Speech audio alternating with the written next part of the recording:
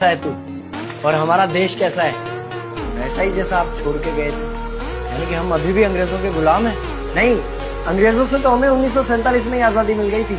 अच्छा, तो अब तो हमारे अपने लोग देश चलाते होंगे ना? हाँ, तब तो देश काफी आगे बढ़ गया होगा। जब हमारे अपने लोग देश चला रहे हैं तो गरीबी और भ्रष्टाचार का तो नाम ही नहीं होगा। सबको बराबर हक दिया जाता होगा, किसानों और मजदूरों का अच्छा ध्यान रखा जाता होगा ना? नहीं, ऐसा तो कुछ नहीं है। तो कैसा है बताना मुझे। कैसे हमारे अपने नेता, हमारे आजाद भारत के नेता, 100 साल हो गए मुझे गए हुए, बताना। हमारे अपने नेता वो तो अपनी जेबें भरने में लगे हुए। आने वाली 7 पीढ़ियों को नहीं बल्कि 700 पीढ़ियों को ना कमा कर खाना पड़े, खुशी से इंतजाम में लगे हुए। तो तुम लोग क्या कर रहे हो और हमारे देश का युवा क्या कर रहा है? हम लोग तो इंस्टाग्राम पर रील्स देखने में बिजी हैं। यानी कि हमारी कुर्बानी का देश के लोगों पर कोई असर नहीं पड़ा। देश के लोगों में कोई देशभक्ति नहीं, कोई देश प्रेम नहीं। नहीं, ऐसा नहीं है। आपके लिए और देश के लिए बहुत प्रेम है भारत के लोगों के लिए। हर 15 अगस्त और 26 जनवरी को तिरंगा फहराते हैं, पूरे जोश के साथ भारत माता की जय बोलते हैं और आपकी डीपी भी लगाते हैं। और भारत और पाकिस्तान के क्रिकेट मैच के दौरान तो हमारी देशभक्ति पीक पर होती है। तुम इसे देशभक्ति समझते हो?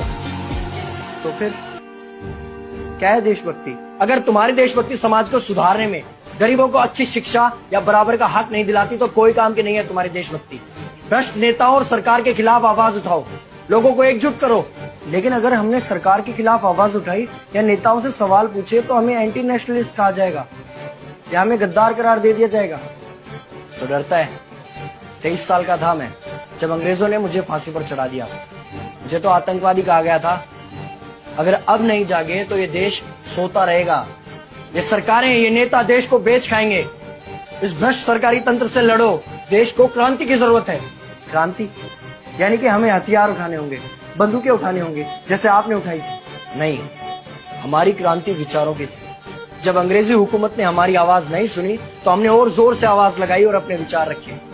और क्रांति केवल सत्ता को बदलने तक सीमित नहीं है, बल्कि इस भ्रष्ट अन्यायी तंत्र को जड़ से उखाड़ कर फेंकना है। पर ये होगा कैसे? अपने आसपास से शुरुआत करो। जो भी तुम्हें भ्रष्ट नजर आए उसके खिलाफ आवाज उठाओ, एक्शन लो। तुम्हारे टैक्स का पैसा नेताओं की जेब में जा रहा है, हिसाब मांगो। अपने वोट का सही इस्तेमाल करो, लोगों को जागरूक करो और इस देश को आजाद करवाओ। इंकलाब जिंदाबाद, इंकलाब जिंदाबाद।